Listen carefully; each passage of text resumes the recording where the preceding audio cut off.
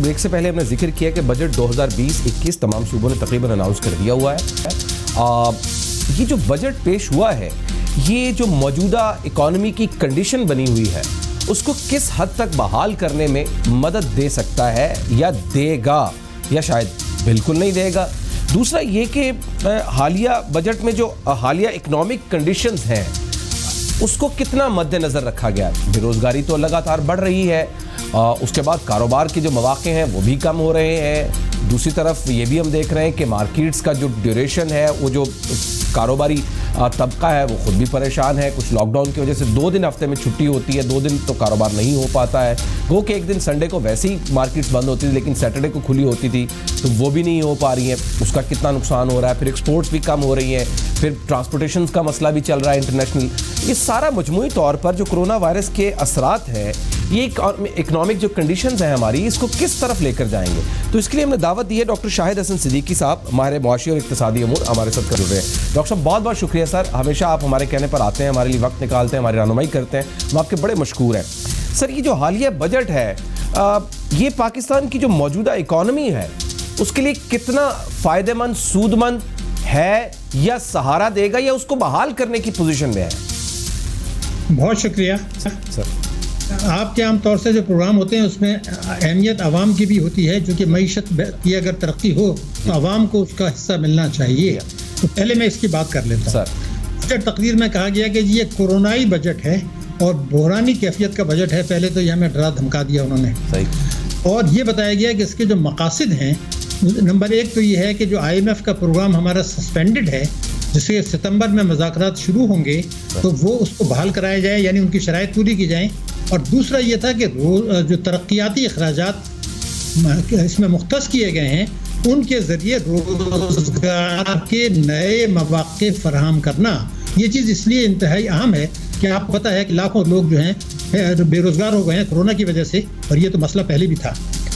और दूसरी बात ये थी कि इसीलिए उन्होंने कुछ रिलीफ में जो आवाम को दिए हैं, पहले मैं उसका मुख्तसरन जिक्र कर दूं कि जो 1240 अरब रुपए का इक़्तिसादी पैकेज आपके इल्म में है कि दिया गया था, तो कम से कम 350 अरब रुपया बराह रास्त गरीब आवाम को मुंतकिल किए जाएंगे, नकद रकम और राशन वगैरह की शक्ल में। इसमें अगर ज़रूरत हो तो मेरे ख्याल से इजाफा भी किया जाना चाहिए, और अगर ज़रूरत हो तो कई सौ अरब रुपए के नोट छाप दें, क्योंकि असल चीज़ जो है ना, अवाम है, उनकी सेहत है, उनकी ज़िंदगी है, उनके मसाइल हैं।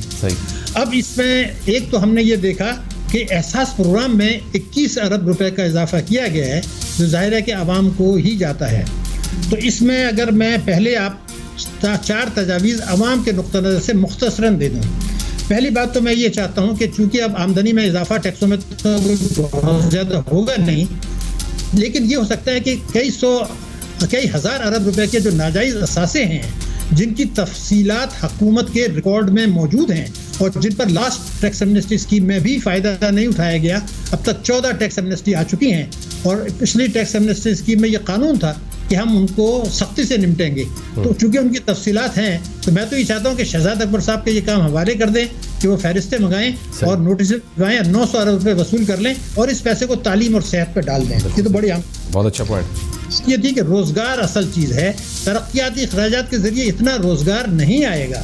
तो मुख्तसरन मैं ये बचाना चाहता हूँ कि जो 208 अरब रुपया आपके एहसास प्रोग्राम में हैं, आप उसको मुंतकिल करें, उसमें 50 अरब रुपये अलग कर लें, और बैंकों से कहें कि जी 150 अरब रुपए के कर्जे फराहम करें, जो है प्लम्बर, इलेक्ट्रीशियन, कारपेंटर, छोटे किसान, घरेलू खवातीन, और वो 20% इक्विटी जो मांगते हैं वो 50 अरब रुपए उसमें से दे दें एहसास प्रोग्राम में से।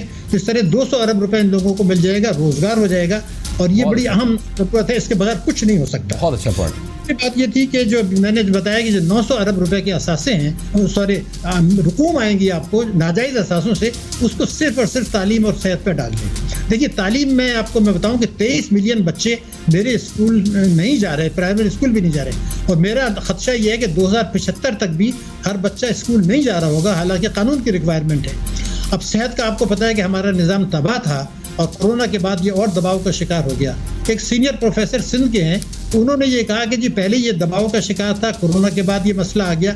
अगर सक्खर या रोड़ी में एक आदमी को खुदा न खास्ता हार्ट अटैक या बड़ा हादसा होता है और उसको इंटेंसिव केयर की ज़रूरत पड़ती है, تو حیدرآباد اور کراچی لاتے لاتے تو وہ رخصت بھی ہو سکتا ہے. تو میں یہ چاہتا ہوں کہ اس کی طرف توجہ دی جائے. صحت کا نظام، انفراسٹرکچر اور سہولیات بہتر بنانا یہ بنیادی ضرورت ہے. تو اب میں یہ کہتا تھا کہ ایک تو تعمیراتی شعبے میں ہم یہ کریں کہ ہزاروں اسکول بنائیں، 3 کمروں کے، 4 کمروں کے، اور 3 4 کمروں کی ڈسپینسریاں بھی بنائیں تاکہ لوگوں کو اپنے گھر کے قریب علاج مل جائے، اور باقی بڑے اسپتالوں کی حالت بہتر بنائیں تاکہ ان 2 چیزوں سے نمٹا جا سکے. یہ تو بنیادی ضرورت ہو گئی. اب دوسرا جو آپ نے معیشت کی بات کی ہے تو میں آپ کے جو ہے توجہ 2 چیزوں کی طرف دلاؤں گا. سر دیکھیے 242 ارب روپے گیا کہ یہ فاضل صوبے فراہم کریں گے، لیکن صوبوں سے کوئی معاہدہ تو آپ نے کیا نہیں تھا. تو کم سے کم 3 صوبوں نے اس سے انحراف کر دیا، جس میں پختونخوا بھی شامل ہے، جو ہے بلوچستان بھی شامل ہے اور سندھ بھی شامل ہے. اس سے کیا آپ کو پتا ہے کہ 260 ارب روپے کا جھٹکا، 260 کا جھٹکا پہلے لگ گیا. ابھی تو بجٹ شروع بھی نہیں ہوا. صحیح، بڑا سنگین معاملہ ہے. ہمیں یہ بھی پتا ہے کہ پنجاب نے صرف کمپلائی کیا ہے، لیکن جب ان کے پاس اتنے پیسے ٹیکسوں میں آئیں گے نہیں تو اگر وہ یہ فاضل دکھائیں گے تو ظاہر ہے کہ ترقیاتی اخراجات میں کٹوتی کریں گے. یہ تو تباکن ہے. تیسری بات جو میں آپ کی خدمت میں لانا چاہتا ہوں وہ یہ ہے کہ ایف بی آر نے یہ کہا کہ جی 4 کا ہدف ہے 4963 ارب روپیہ. اس میں سے آپ نے 2873 ارب روپے صوبوں کو دینے ہیں اور آپ کے پاس بچتے ہیں 2090 ارب یعنی 21 ارب، اور دفاع اور سود میں آپ کو دینے ہیں 4235 ارب یعنی دگنے. تو نہ صوبوں کو یہ رقم پوری جائے گی نہ یہ وصولی ہوگی. تو یہ پورے جو بجٹ ہے صوبوں کے وفاق کے یہ جو ہے وہ آؤٹ آف کانٹیسٹ ہو گئے نا. اور جو چیلنجز درپیش ہیں معیشت کو، مثلا بجٹ تقریر میں یہ کہا گیا کہ جی 3300 ارب روپے کا نقصان کورونا کی وجہ سے ہو چکا ہے. اب دیکھیے یہ ہمارے جو بڑے بڑے وزراء ہیں یہ بھی بیوروکریسی کے پہنے پہ چلتے ہیں. آپ کے علم میں ہے کہ حکومت نے یہ تسلیم کیا ہے، منصوبہ بندی کمیشن نے تجویز کیا ہے کہ ہمارا گروتھ ریٹ 1.9% رہے گا 2020 میں. آپ کو بھی پتا ہے. لیکن اس تقریر میں یہ لکھا ہوا ہے کہ ہمارا 3.3% کی شرح نمو سے -0.4 ہو جائے گا. تو بھائی 3.3 تو ہے ہی نہیں. تو بیوروکریسی نے لکھ دیا اور انہوں نے پڑھ دیا. توجہ ہی نہیں کرتے ان چیزوں پر، سیاست پر ہے. اور یہ 0.4 بھی نہیں ہوگا، میں آپ کو بتا دوں یہ -1 ہوگا. تو اگر غربت بڑھتی ہے کیونکہ ہماری برآمدات گرنے والی ہیں، ہماری ترسیلات گرنے والی ہیں، IMF کا دائرہ ہمارے اوپر تنگ ہونے والا ہے، فائنینشیل ایکشن ٹاسک فورس جو ہے وہ آپ کو پتا ہے دانت تیز کر رہے ہیں اکتوبر کے لیے. ادھر ہندوستان جو ہے وہ کشمیر لائن آف کنٹرول پہ اس نے اس لیے زیادہ وہ اپنی وہ دکھا رہا ہے بہادری کیونکہ چین سے وہ پٹا ہے اور چین کا دباؤ پڑا ہے امریکہ کے اوپر، ہندوستان کے اوپر کہ جی آپ ذرا چھیڑ چھاڑ کریں، کیونکہ امریکہ چین کے ساتھ وہ چاہتا ہے کہ کوئی انڈائریکٹلی فوجی کنفلکٹ ہو اور سی پیک کو نقصان پہنچایا جائے. یہ دونوں حالات بھی ہمارے پاس ہوں گے. برآمدات کا بھی میں نے بتا دیا، ٹیکسوں کی وصولی بھی نہیں ہوگی. تو آپ ذرا سنجیدگی سے بیٹھ جائیں، آپس میں بیٹھ جائیں، سیاستدانوں کو ساتھ ملائیں، ماہرین کو ساتھ ملائیں، سیاسی تناؤ کم کریں. لیکن ڈاکٹر صاحب اب سوری ٹو کٹ یو، لیکن پرائم منسٹر صاحب کا جو بہت زیادہ فوکس ہے وہ کنسٹرکشن سیکٹر کے اوپر کافی زیادہ ہے. ایگریکلچر سیکٹر پر بھی ہے لیکن اس طرح سے زیادہ نہیں ہے. کنسٹرکشن سیکٹر پر سب سے زیادہ سب سے پہلے ریلیف دیا گیا اور کنسٹرکشن سیکٹر نے بہت زیادہ اس پر اطمینان کا اظہار بھی کیا. ہمارے پاس پوری ٹیکسٹائل انڈسٹری پڑی ہے، ایگریکلچر ہمارا سیکٹر بہت زیادہ پڑا ہوا ہے، اس کے اوپر ظاہر ہے ایجوکیشن سیکٹر باقی سیکٹرز بھی ہیں، لیکن ایگریکلچر بیسڈ ہماری اکانومی ہے، ہم شاید اس کے اوپر بہت زیادہ فوکس نہیں کریں. یعنی ایگریکلچر اور اس کے بعد جو ہمارا ٹیکسٹائل سیکٹر ہے جو ایگریکلچر سے جڑا ہوا ہے کاٹن کراپ کے ساتھ، کیا واقعی اس بجٹ کے اندر اس پر زیادہ فوکس کیا گیا؟ کیونکہ ہم ایک بلیک ہول کے اندر ہیں، ہمیں نہیں پتا کہ آگے کرونا کی وجہ سے سچویشن بننی کیا ہے. یہ جو ہمارے مختلف سیکٹرز ہیں وہ کون کون سے ہیں جو ہمیں فائدہ دے سکتے ہیں اور اس کے اوپر ہمیں بہت زیادہ توجہ کی ضرورت ہے ابھی بھی؟ دیکھیے آپ نے جو نقطہ اٹھایا ہے اس کا تعلق پاکستان کی سلامتی اور معیشت اور عوام تینوں سے ہے، بالکل اس میں کوئی شبہ نہیں. پہلے تو میں یہ چاہوں گا کہ بلا شبہ زرعی شعبے کو اہمیت دینی ہوگی، زیادہ رقوم مختص کرنی ہوگی، ریسرچ اس میں زیادہ کرنی ہوگی، کھاد اور بیج کی فراہمی. میں پوری ذمہ داری سے کہہ سکتا ہوں کہ اگر اس میں اصلاحات کی جائیں تو جو آج اس کی GDP ہے جس میں 12 کروڑ لوگ اس سے منسلک ہیں، اس میں 5 گنا اضافہ پاکستان کی کیپیسٹی ہے، 5 ٹائمز. تو اگر 12 کروڑ لوگوں کی آمدنی 5 گنا بڑھتی ہے تو ذرا سوچیں. تو یہ تو بالکل فوکس تو صحیح ہے لیکن عملی اقدامات اس میں کم ہیں، نمبر 1.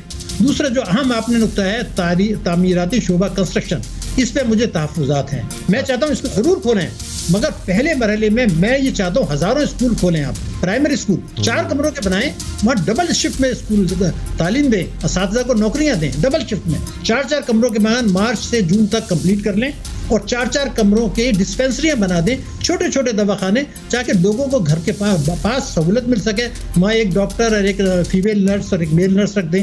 تو کنسٹرکشن سیکٹر کو یوز کریں تعلیم اور صحت میں, دواخانے اور یہ بنانے کے لیے پہلے مرحلے میں. آگے چل کے ایسا طرح کے حالات ٹھیک ہوں گے, ضرور مکانات بنائیں, مگر پرائرٹیز کو اگر درست نہیں کیا تو ہمارے لیے بڑی مشکلات ہیں. یہ بڑا اہم موقع ہے, قوم کو بھی سمجھ رہی ہے کہ مشکلات ہیں. حکومت کے لیے یہ موقع ہے کہ اس وقت جو کام پہلے نہیں ہوئے یا پچھلے 2 برسوں میں انہوں نے نہیں کیے, اب قوم کو اعتماد میں لیں, سیاستدانوں کو اعتماد میں لیں, پارلیمنٹ کو اعتماد میں لیں, میڈیا کے ہم لوگوں کو اعتماد میں لیں, دانشوروں کو اعتماد میں لیں, اور بتائیں جی یہ مصیبت ہے. یہ سبز باغ نہ دکھائیں جو بجٹ میں دکھائے گئے ہیں. جیسے کہا جی اسٹاک ایکسچینج میں تاریخی کامیابی, ارے بھائی کئی ہزار ارب روپے ڈوبے ہیں اس حکومت کے بننے کے بعد, اور آپ ہمیں بلومبرگ کی پرانی ایک رپورٹ کا حوالہ دیں. تو یہ باتیں چھوڑیں, جو حقیقت ہے وہ بتا دیں, اور اس کے بعد مشورے سے شریک کر کے, سیاسی تناؤ کم کر کے, یہ ایک اکنامی کو اگر ہم منصوبہ بندی کرتے ہیں تو کوئی وجہ نہیں ہے کہ ہم ان پر قابو نہ پا سکیں. کیونکہ اگر آپ معیشت کے علاوہ میں ایک جملہ آپ کو بتا دوں کہ اللہ تعالیٰ فرماتا ہے کہ ہم کسی پر اتنا بوجھ نہیں ڈالتے جتنا وہ نہیں اٹھا سکتے. تو آپ یہ کیوں کہہ رہے ہیں کہ جب ہمارے اتنا بوجھ پڑ گیا اب تو تباہ ہو گئے؟ ایسا کچھ نہیں ہوا ہے. ضرور مشکلات ہیں, لیکن اس پر قابو پانے کے لیے اللہ تعالیٰ نے وسائل اور صلاحیت دی ہے. نیت اور ایکشن کی ضرورت ہے. اگر یہ کرتے ہیں تو اللہ تعالیٰ کامیابی دے گا. یہ بڑا اہم وقت ہے اور آپ کی ذمہ داری ہے کہ آپ قوم کو ایجوکیٹ کریں. سر آئی ٹی سیکٹر جو ہے یہ کتنا پوٹینشیل رکھتا ہے اگر اس کے اوپر زیادہ انویسٹ کیا جائے یا اس کے اوپر زیادہ فوکس کیا جائے؟ دیکھیے آئی ٹی سیکٹر اور انجینئرنگ یہ ہمیں کامیابی کی طرف لے جائے گا.